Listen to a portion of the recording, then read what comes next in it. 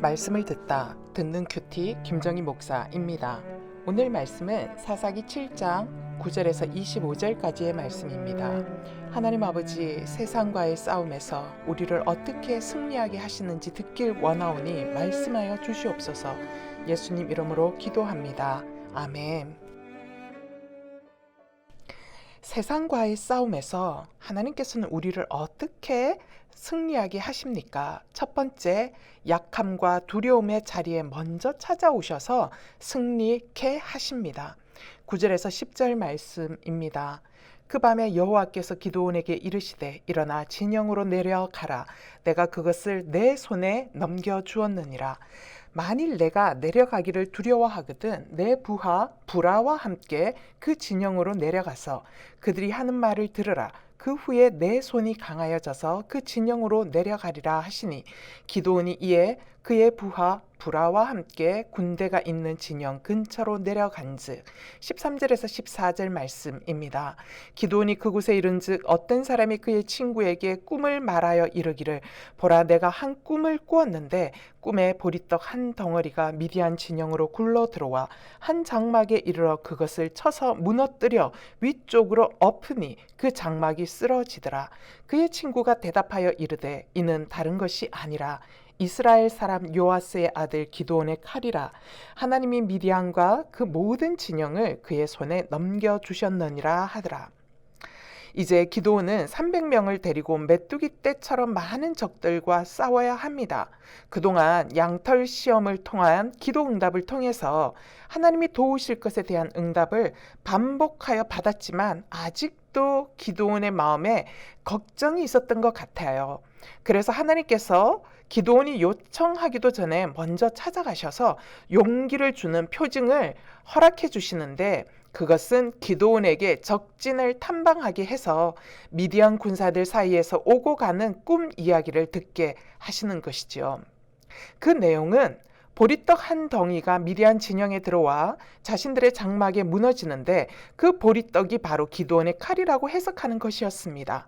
기드온은 자신의 이름을 듣고 적들이 두려워하는 것을 확인하며 하나님이 이 전쟁을 승리로 이끌 것을 확신합니다. 이처럼 하나님은 소심한 기드온이 다시 한 번 더 용기를 얻게 하셔서 미디안과의 전쟁을 향해 담대히 나가도록 도우십니다. 이와 같이 하나님은 우리의 약함을 아시고 불쌍히 여기시며 격려하시지요. 참으로 상한 갈대를 꺾지 않으시고 꺼져가는 덩불도 끄지 않으시는 하나님이십니다. 여러분 어떠세요?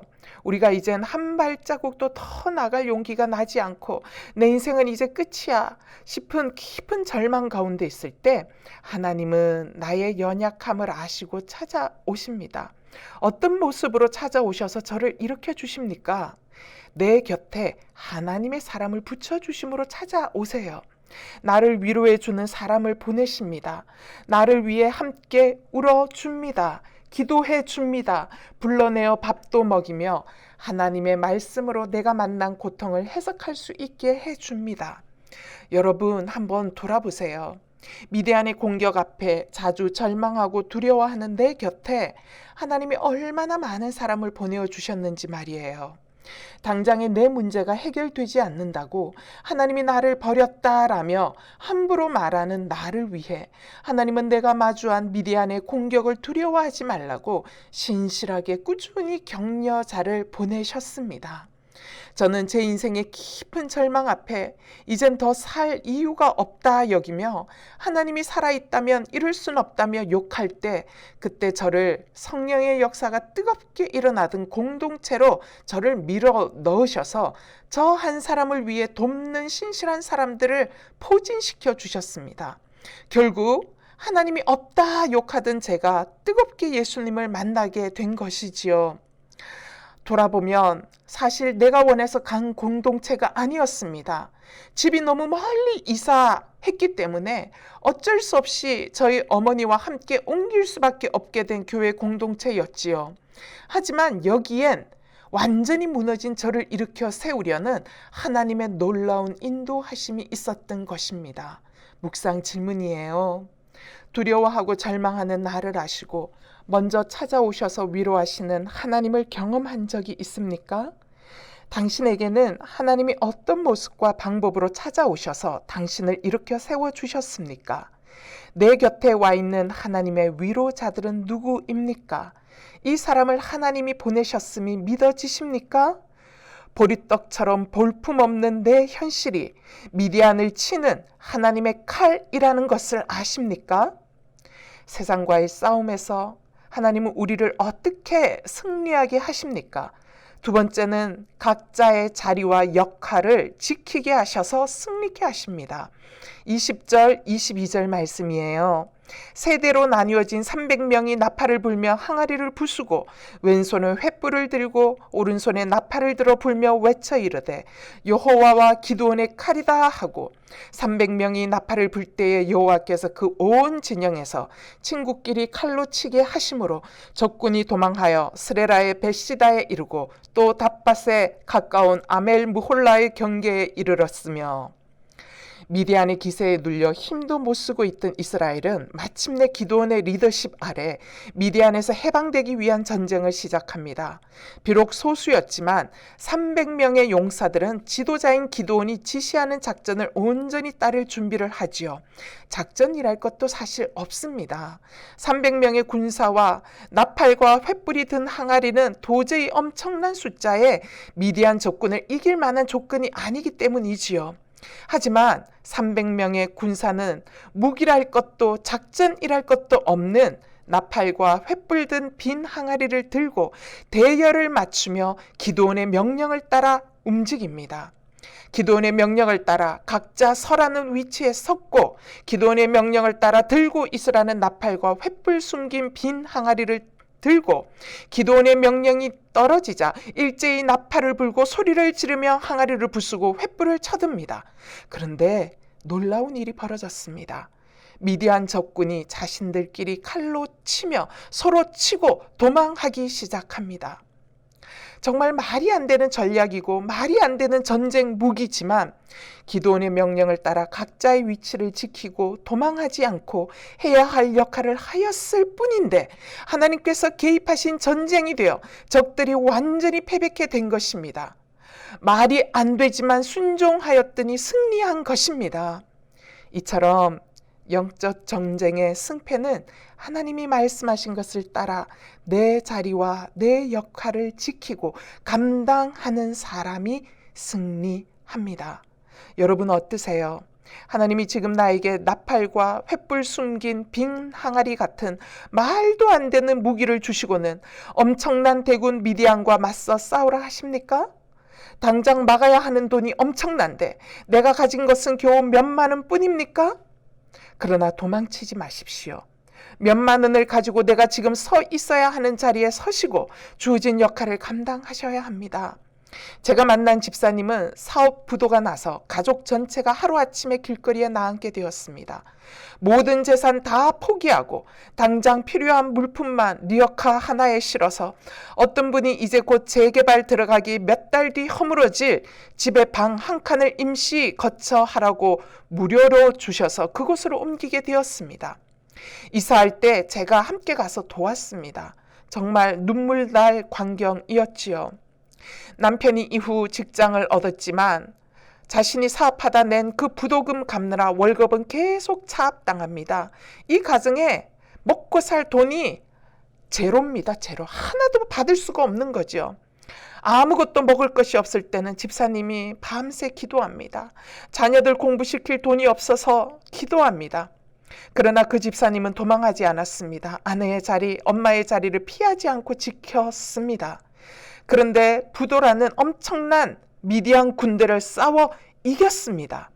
몇 달 안에 허물어진다던 그 달동네는 이후로 10년 동안 공사가 이루어지지 않았고 그동안 장사할 수 있는 2평 남짓의 작은 공간을 대기업에서 사회 약자를 위한 공익사업으로 공짜로 얻게 되어 커피와 건강차를 파는 가게를 하게 되었습니다. 별 볼 일 없는 횃불 든 항아리와 나팔 같은 달동네 방 한 칸과 돈 한 푼 없는 상황에서도 도망치지 않고 자신의 자리를 굳건히 지켜낸 집사님을 위해 하나님은 달동네 재개발을 10년을 묶어 놓으셔서 그 가정이 작은 보금자리를 얻어 나갈 수 있기까지 시간을 주신 것이지요. 묵상 질문입니다. 내가 갖고 있는 나팔과 횃불 든 항아리 같은 보잘것없는 무기는 무엇입니까? 보잘것없는 무기일지라도 내가 지켜야 하는 나의 자리와 역할은 무엇입니까? 나는 내 손에 쥐고 있는 무기의 종류가 중요한 인생입니까? 오직 하나님이 중요한 인생입니까? 기도하시겠습니다. 하나님 아버지, 기드온의 기질을 너무 잘 아시기에 다시 한 번 더 기드온의 두려움과 연약함을 붙들어 주시고자 먼저 찾아가 주시는 아버지의 모습에 위로가 됩니다. 하나님, 기드온의 반복적인 연약함을 향해 꾸짖을 만도하신데 더 따뜻한 모습으로 다가가셔서 다시 한 번 더 흔들릴 수 있는 기드온의 마음에 용기와 확신의 증거를 주셔서 미디안을 향해 염려 말고 나아가라 하시는 아버지의 그 마음을 봅니다. 하나님, 아버지의 이 마음을 볼 때 내 아버지 앞에 부끄러워 감출 것도 없고 잘난 척 위선 떨 것도 없음을 고백합니다. 있는 모습 그대로 주님께 나아갑니다.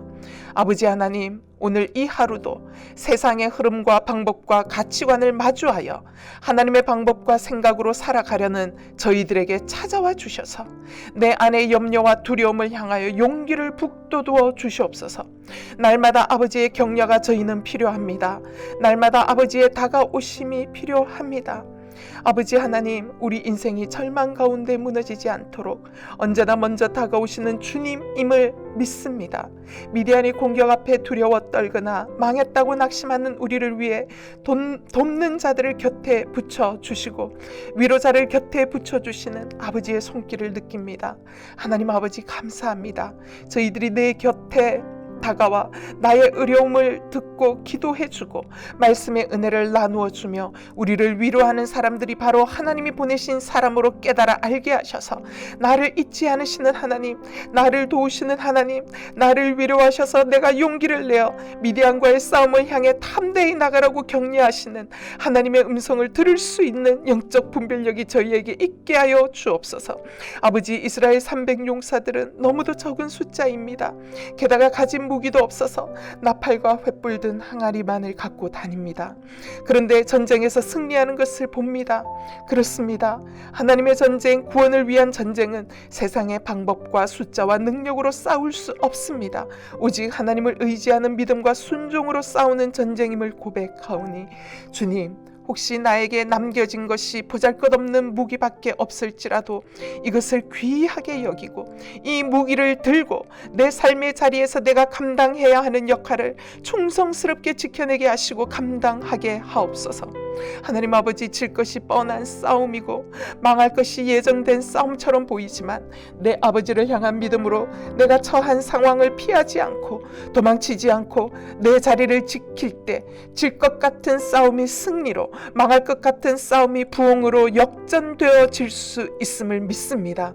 하나님 아버지, 우리 각자의 인생 자리가 내가 원했던 그림과 상황이 아닐지라도 하나님의 인도하심은 언제나 선한 것임을 믿사오니 오늘 주신 나의 자리와 역할을 내가 잘 감당해내며 살아갈 수 있도록 성령으로 기름을 부어 주시옵소서. 오늘도 믿음으로 승리하는 하루 되게 하여 주시옵소서.